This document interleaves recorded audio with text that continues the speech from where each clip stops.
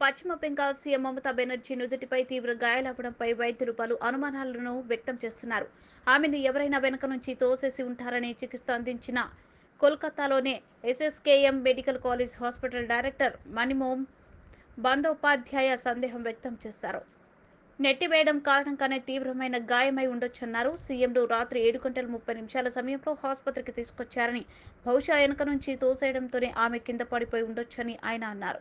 తీవ్రమైన రక్తస్రావం జరిగిందని వివరించారు. ఈ మేరకు గురువారం పొద్దుపోయాక ఆయన మీడియా ప్రతినిధులతో మాట్లాడారు. Neuro surgery, general medicine, cardiology విభాగాలకు చెందిన నిపుణులు చికిత్స అందించారని మణిమోహన్ బందోపాధ్యాయ్ వివరించారు. ఎలక్ట్రోకార్డియోగ్రామ్, సిటీ స్కాన్ వంటి పలు వైద్య పరీక్షలు నిర్వహించామని చెప్పారు. హాస్పిటల్లోనే ఉండాలని చెప్పినప్పటికీ ఇంటికి వెళ్లాలంటూ ఆమె పట్టుబట్టారని వివరించారు. కాగా మరిన్ని వైద్య పరీక్షల కోసం సీఎం మమతా బెనర్జీ శుక్రవారం మరోసారి ఆసుపత్రికి రావాల్సి ఉంటుందన్నారు. కాగా ప్రస్తుతం ఆమె తన నివాసంలో వైద్యుల పర్యవేక్షణలోనే ఉన్నారని చెప్పారు. కాగా సీఎం మమతా బెనర్జీ గురువారం రాత్రి తీవ్రంగా గాయపడ్డారు. ఇంట్లో కాలు జారి పడడంతో నుదుటిపై తీవ్రమైన గాయమైంది. ఇందుకు సంబంధించిన ఫోటోలను Trinamool Congress social media share చేసిన విషయం తెలిసిందే.